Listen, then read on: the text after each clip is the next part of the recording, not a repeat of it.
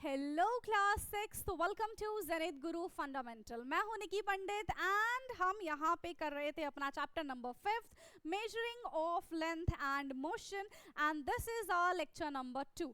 So I hope कि आप सब तक मेरी आवाज़ एकदम क्लियर पहुंच रही होगी, ऑडियो एंड वीडियो दोनों चीज़ें एकदम प्रॉपर होगी। आप मुझे ये चीज़ कॉमेंट में बता सकते हैं। Okay, so let's start our today's class एंड हमें आज की क्लास में यहाँ से पढ़ना है क्या है भाई। हम स्केल्स के बारे में जान रहे थे और लास्ट टाइम हमने देखा था कि 1 किलोमीटर जो होता है वो 1000 मीटर के बराबर होता है। इसको हम वापस से लिखेंगे। हमने देखा था 1 किलोमीटर जो है वो 1000 मीटर के बराबर है। 1 मीटर जो है वो 100 सेंटीमीटर के बराबर है एंड 1 सेंटीमीटर जो है वो किसके बराबर है भाई? यहाँ पे 1 मीटर, ठीक है, और क्या हो गया 1 मिलीमीटर, ठीक है। 1 मिलीमीटर जो है यहाँ पे 10 सेंटीमीटर के, उल्टा लिख दिया। 1 सेंटीमीटर में हमारा कितना हो जाएगा? 1 सेंटीमीटर के हम कितने टुकड़े करेंगे? 10 टुकड़े करेंगे, है ना। तो 1 सेंटीमीटर में हमें 10 मिलीमीटर देखने के लिए मिल जाएगा। ओके, यही था ऊपर, यस, ठीक है। 1 सेंटीमीटर में 10, इसको उल्टा भी कर सकते, पता है। अगर देखो ऐसा भी हम लिख सकते हैं कि 1 metre is equal to 1/1000 kilometre, 1 centimetre is equal to 1/100 metre and 1 mm is equal to 1/10 centimetre. तो आप इस तरीके से भी इसको लिख सकते हैं। ओके, चलो। So हम यहाँ पे बात करते हैं in some scales you might have noticed another scales marking and this scale marking is in inches where 1 inch, ये important है ना। और पता है यहाँ से ना competitive exams में भी question आते हैं और जो भी बच्चे हैं जो 6th क्लास के नहीं हैं but they are preparing for their competitive exam, तो उनको भी पता है कि साइंस की NCERT is again very important, है ना। तो ये जो सीरीज है हमारा NCERT लाइन बाय लाइन, ये उन स्टूडेंट्स के लिए भी है जो कॉम्पिटिटिव एग्जाम के लिए प्रिपरेशन कर रहे हैं, ठीक है। तो यहाँ पे देखो क्या है एक इंपॉर्टेंट चीज कि 1 सेंटीमीटर जो होता है वो 2.54, 1 इंच जो होता है वो 2.54 सेंटीमीटर के बराबर है ना। कभी आपने देखा होगा ना कि जो घर में कारपेंटर्स वगैरह होते हैं, है ना, वो इंच के हिसाब से नापते हैं कि भाई यहाँ पे तो 3 इंच की लकड़ी लगेगी, है ना, यहाँ पे 7 इंच चाहिए होगा हमको। तो वो क्या करते हैं, इंच को आप सेंटीमीटर में कन्वर्ट कर सकते हो, सेंटीमीटर को मीटर में, मीटर को किलोमीटर में, किलोमीटर को फिर मिलीमीटर में, किसी में भी आप कन्वर्जन्स कर सकते हैं। ओके, क्लियर है। नाउ इन अर्लियर डेज, ठीक है, in earlier days unit such as inches and the foot were used to measure the length and these unit are still used by some people। तो जो carpenters वगैरह होते हैं वो अभी भी फुट का इस्तेमाल, ये इंच का इस्तेमाल करते हैं, फुट का भी इस्तेमाल करते हैं। आपने स्क्वायर फुट के नाम से सुना होगा, है ना, कि ये इतना स्क्वायर फुट, इतना स्क्वायर फीट है। तो ये सारी चीज़ें अभी भी इस्तेमाल की जाती हैं। तो अलग अलग चीज़ों को मेजर करने के लिए हम अलग अलग यहाँ पे यूनिट्स का इस्तेमाल करते हैं। ऐसा नहीं कि हर चीज़ को हम किलोमीटर में नाप देंगे, हर चीज़ को हम मीटर में नाप देंगे, हर चीज़ को हम सेंटीमीटर में नाप देंगे, तो ये चीज़ पॉसिबल नहीं है, ठीक। तो यहाँ पे हमारे इंचेस वाले भी स्केल गिवन है। Okay, now suppose we all measure the length of the table again and but this time using a meter scale, will our result still be different? तो अब इस बार क्या कह रहे हैं कि फिर से टेबल का मेजरमेंट कर रहे हैं बट इस बार दे आर यूजिंग स्केल्स। तो क्या स्केल से मेजरमेंट करने के बाद भी इनके मेजर्स अलग अलग होंगे या फिर नहीं होंगे, यही पूछा जा रहा है, ठीक है, यही पूछा जा रहा है। सो No, but we should first learn the correct way to using a scale to measure a length। देखो जो अब ये इस्तेमाल करने जा रहे हैं स्केल्स, वो क्या है, वो एक परफेक्ट और हम बोल सकते हैं कि एररलेस इंस्ट्रूमेंट है। बट हमें उस इंस्ट्रूमेंट का इस्तेमाल करना भी तो आना चाहिए, है ना। पता चले कि हमको इस्तेमाल करना नहीं आ रहा है तो फिर तो हम जो मेजरमेंट करेंगे वो गड़बड़ ही करेंगे, है ना। हम जो मेजरमेंट करेंगे बेटा वो कैसा करेंगे, गड़बड़ करेंगे। क्यों गड़बड़ करेंगे? क्योंकि हमको तो आ ही नहीं रहा ना उसको इस्तेमाल करना, ठीक है। तो पहले हमें सीखना पड़ेगा कि किस तरीके से हम एग्जैक्ट मेजरमेंट कर सकते हैं। Okay, now correct way of measuring length. तो करेक्ट तरीका क्या है लेंथ को मेजर करने का? For measuring any length we need an appropriate scale. किसी भी चीज को मेजर करने के लिए हमारे पास अप्रोप्रिएट स्केल होना चाहिए. For example, if you want to measure the length of your pencil, अगर हम पेंसिल की लेंथ को मेजर करेंगे, you may use 15 centimetre scale. तो इसका अगर मुझे लेंथ मेजर करना होगा तो मैं अपने छोटे से स्केल 15 सेंटीमीटर के स्केल से इसको मेजर इजीली कर सकती हूँ. ठीक है, उसके लिए मुझे किलोमीटर वाला मेजरमेंट यूज करने की जरूरत नहीं है. Similarly, if the height of a room is to be measured, you may need a meter scale or a measuring tape. अगर मुझे इस रूम की हाइट या फिर इसका विड्थ चेक करना होगा तो मैं वो छोटे से 15 सेंटीमीटर के स्केल से कब तक नापती रहूंगी, कितने एरर्स आएंगे, है ना. तो उसके लिए मुझे क्या करना पड़ेगा, या तो मैं मेजरिंग टेप का इस्तेमाल कर लूंगी, राइट. ठीक है, मैं यहाँ पे क्या करूंगी, मेजरिंग स्केल और मेजरिंग टेप का इस्तेमाल कर सकती हूँ. You cannot directly measure the girth of a tree or a size of a chest using a meter scale for such measurement. अब देखो, पेड़ जो है वो बिल्कुल ऐसा सीधा तो नहीं रहेगा, है ना. तो उसके लिए हम बिल्कुल एक ऐसा रिजिड स्केल तो लेके आ नहीं सकते जिससे हम उसको मेजर करेंगे. ठीक है, या फिर हम अपनी बॉडी के पार्ट्स को अगर हमें मेजर करना है, ठीक है, तो उसके लिए तो हम ये एक वो ना वुडन का स्केल इस्तेमाल करेंगे, so that will not give us accurate measurement. तो उसके लिए हमको क्या करना पड़ेगा, उसके लिए बेटा हमको फ्लेक्सिबल टेप का इस्तेमाल करना पड़ेगा, राइट. उसके लिए हमको क्या करना पड़ेगा बच्चे, फ्लेक्सिबल टेप का हमको इस्तेमाल करना पड़ेगा. Flexible measuring tape such as a tailor's tape is more suitable. ठीक है, तो उसके लिए हमको क्या करना पड़ेगा, टेलर्स टेप जो है ज्यादा सूटेबल है. आपने देखा होगा ना टेलर्स को किस तरीके से मेजर करते हैं, उनके पास वो फ्लेक्सिबल टेप होता है. So while measuring length we need to take care of some points. ठीक है भाई, हमें कुछ पॉइंट्स का ध्यान देना पड़ेगा जब हम इसको मेजर करेंगे. So what is the correct way to place the scale. Correct way क्या है स्केल को प्लेस करने का, कैसे हम मेजरमेंट करेंगे. So place the scale in a contact with the object along its length as shown in this figure. तो देख लो फटाफट से इसको, देखो क्या है, कैसे मेजर किया जा रहा है. यहाँ पे बिल्कुल जीरो से स्टार्ट किया है ना, यहाँ पे बिल्कुल जीरो से स्टार्ट किया है. क्लियर है, यहाँ पे बिल्कुल किससे स्टार्ट किया, जीरो से, और जो हमारा पेपर है वो भी बिल्कुल स्ट्रेट है, और यहाँ पे ये 9.5 तक इसका मेजरमेंट है. ठीक है, so this is the correct way to measure. अब अगर हम यहाँ की बात करें तो देखो, एक तो पेपर ही इन्होंने टेढ़ा ले रखा है, ठीक है, और यहाँ भी देखो इन्होंने जीरो से ही शुरू किया है, बट यहाँ पे थोड़ा सा एरर आके ये 9.4 के आसपास आ रहा है, क्योंकि पेपर जो है वो स्ट्रेट नहीं है.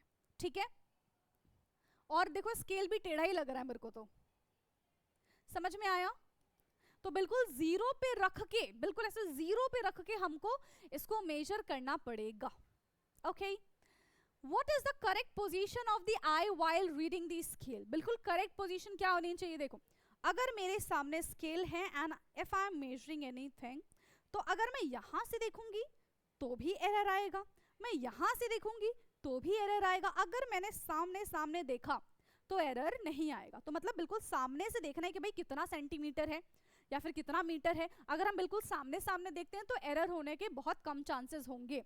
ठीक है, so for example, if you are trying to measure the length of an pencil by aligning it with a scale, the positions of your eye should be directly above the tip of the pencil. ठीक है, बिल्कुल उसके ऐसे ऊपर नजर होनी चाहिए, ना कि इसके साइड और साइड में नजर होनी चाहिए. ठीक है, so this is the correct way to measure. ये देखो, ये देखो कौन सा करेक्ट वे है भाई, बिल्कुल ऊपर से ऐसे नजरें टिका के इसको देख लो. ये वाला और ये वाला इनकरेक्ट वे हो जाएगा.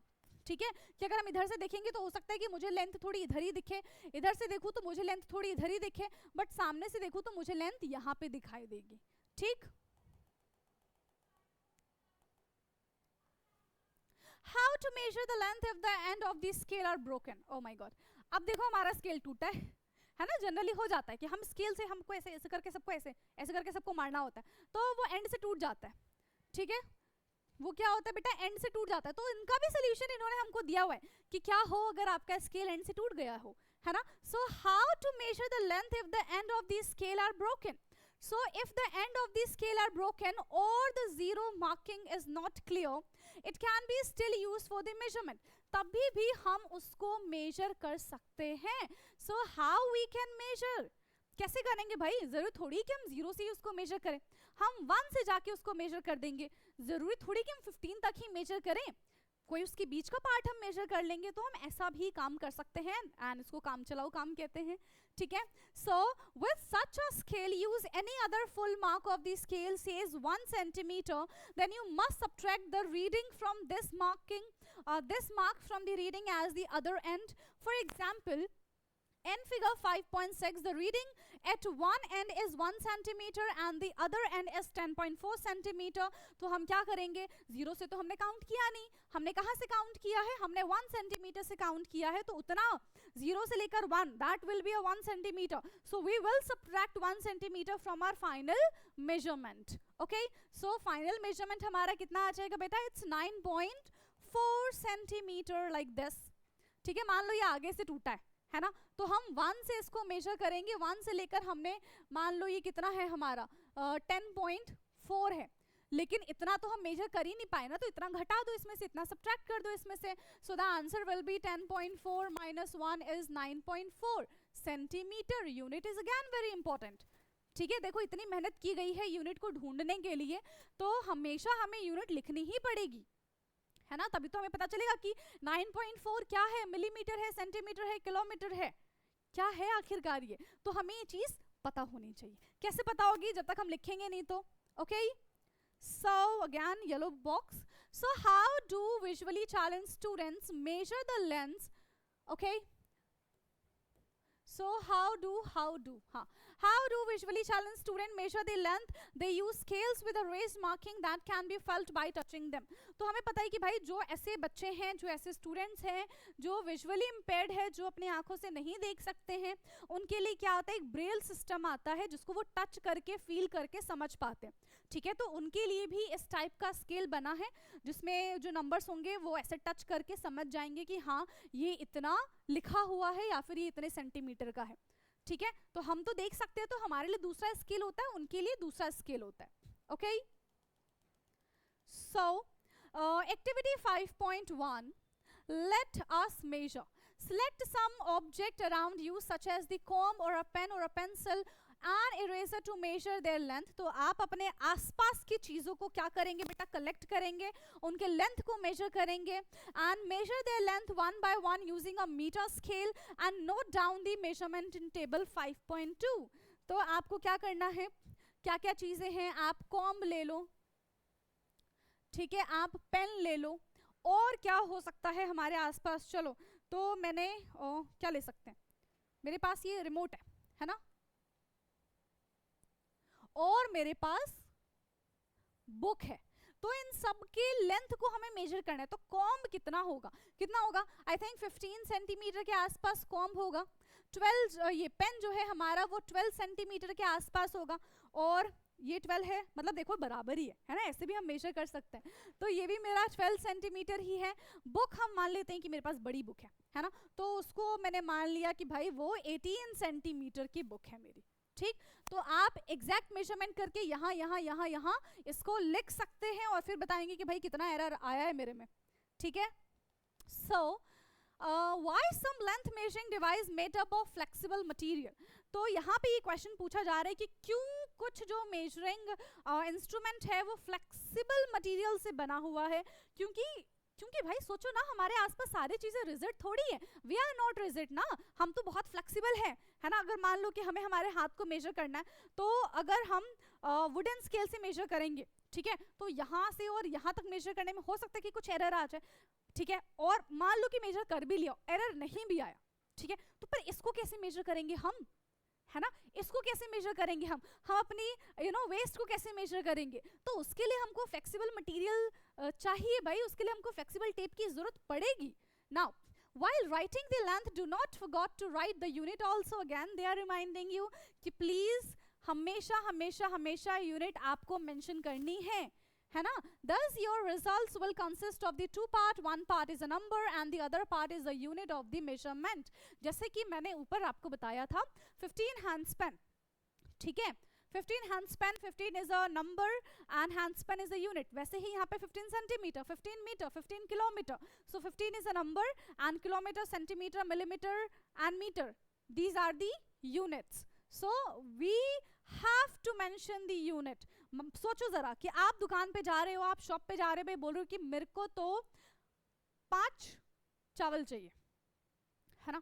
क्या चाहिए भाई, हमको 5 चावल चाहिए. अब वो शॉपकीपर जो है वो क्या सोचेगा, क्या सोचेगा वो कि भाई मैं इसको 5 ऐसे दाने दे दूं चावल के, कि 5 ग्राम दे दूं, कि 5 ये किसमें, ये तो वैसा वाला हो गया ना, वेट वाला हो गया. अच्छा ठीक है, अभी वेट हमने नहीं पढ़ा, लेंथ वाला सोचो. आप टेबल बनवाने गए हो, है ना, आप कहाँ पे गए हो, टेबल बनवाने गए हो. अब टेबल बनवाने गए हो अपने लिए, ठीक है.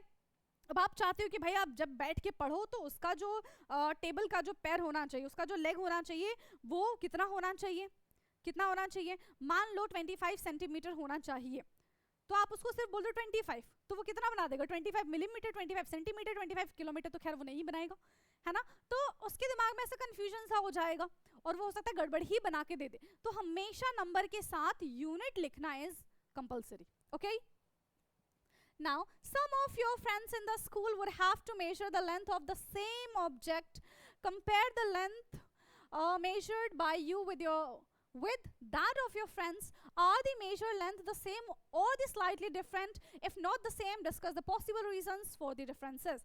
See, if we are using the standard measuring tape or wooden scale or whatever scale we are using, if the thing is, if the measurement tool is standard, ठीक है, तब एरर क्या हो सकता है कि भाई हमको खुद ही देखना नहीं आ रहा है ना, हमको उस टूल का इस्तेमाल करना नहीं आ रहा है, या तो हमसे कुछ गड़बड़ी हुई, क्योंकि वो तो एक स्टैंडर्ड है, वो तो फिक्स है, उसमें कोई एरर नहीं हो सकता है, ठीक है. So these could be the errors, ये रीजंस हो सकते हैं. So the unit of length such as kilometer, meter, centimeter and the millimeter began with the lower caste letter except at the beginning of the sentence. Their symbol kilometer, meter, centimeter and millimeter. इस तरीके से हम इसको represent करते हैं. Kilometer is represented as km. ठीक है, सारे के सारे लोअर केस होंगे, यानी कि छोटी ABCD, ठीक है. And meter is small m, centimeter is cm, ठीक है, and millimeter is mm. और सारे के सारे लोअर केस हैं. Are written as the lowercase letter and are never followed by the s for a plural.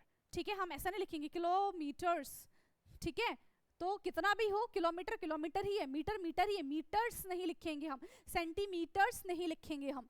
Note that a full stop is not written after a symbol except at the end of the statement. ऐसा नहीं लिखेंगे हम 15 kilometre full stop, ठीक है, statement है तब हम full stop लगाएंगे, इसके बाद नहीं लगाएंगे, है ना.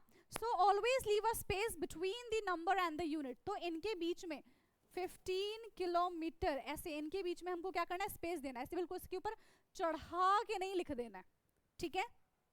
Okay. Now measuring the length of a curved line. तो अभी तक हमने क्या देखा, अभी तक हमने ये देखा कि अगर कोई भी चीज रिजिड है, ठीक है, so with the help of scale, with the help of that wooden scale जो टेलर इस्तेमाल करते हैं टू मेजर द क्लॉथ, तो उससे हम मेजरमेंट कर सकते हैं, ठीक है. लेकिन if we have to measure the curve line, what we will use and how we can measure that curve line, right. So Anish and his parents fix electric string lights on the arc of the क्या लिखा है यहाँ पे, on the arcs of the veranda of their house as shown in this figure.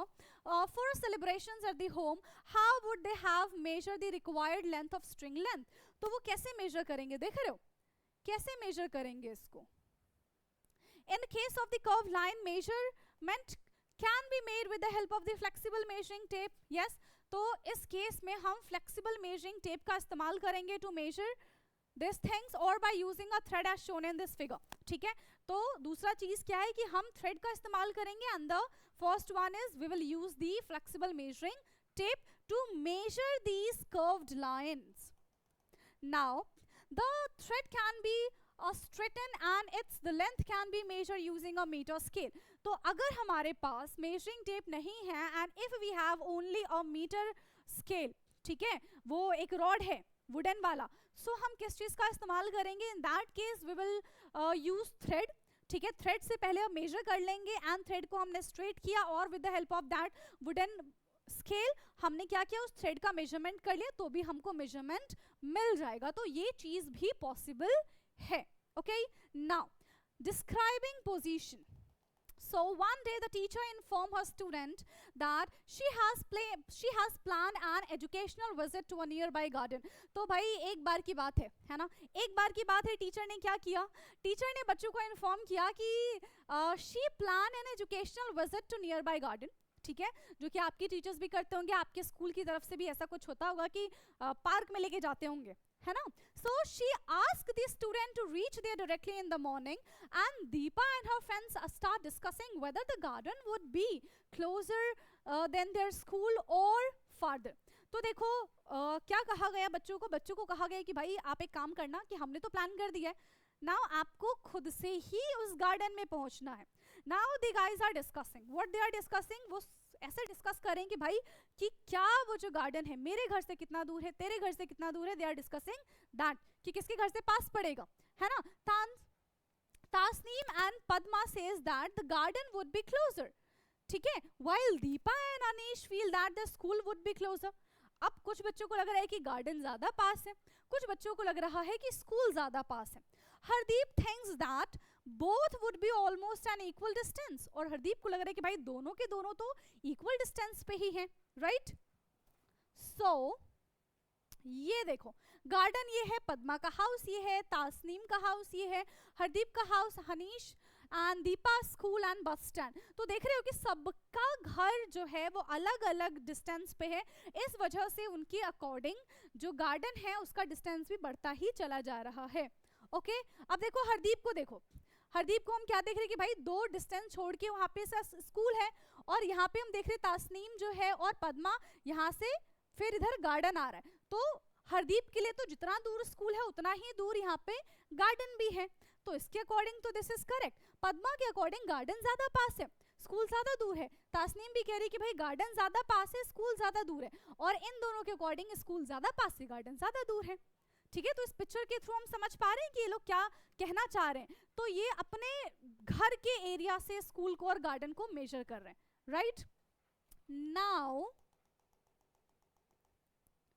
Okay, so who do you think is correct? All of them are correct of course. सारे के सारे जो बच्चे हैं यहाँ पे वो एकदम करेक्ट हैं, क्योंकि अभी हमने पिक्चर के थ्रू देख लिया है.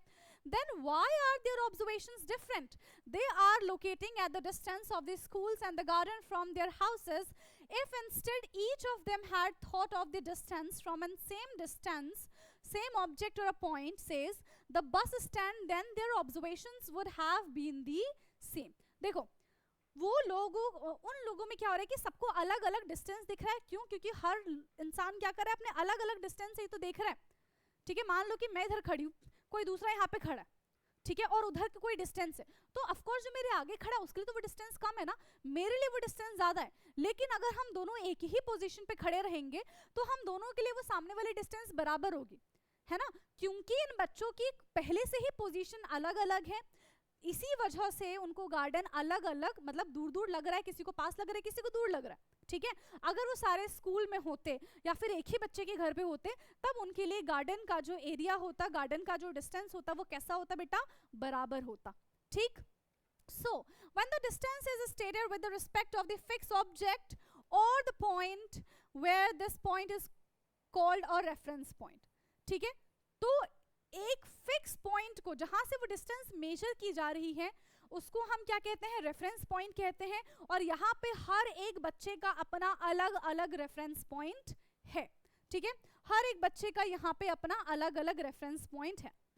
A few days later, Hardeep tell his friend excitedly, let us all go to the playground. The sports teacher want us to help her draw lines with the चूना powder. ये तो आपने भी देखा होगा जब कभी स्पोर्ट्स एक्टिविटी होती है ना, स्पोर्ट्स डे होता है, तो पीटी वाले सर क्या करते हैं, बच्चों को काम पे लगा देते हैं वो चूना लेके, और वो चूने से लाइन ड्रॉ करते रहते हैं, है ना. तो ऐसे ही कुछ एक्टिविटी इनको करने के लिए दी गई है.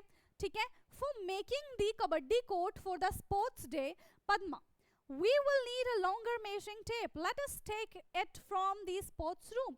तो क्या कहते हैं कि भाई यहाँ पे एक बड़ा सा मेजरिंग टेप की जरूरत है, तो जाओ और स्पोर्ट्स रूम से लेकर आओ.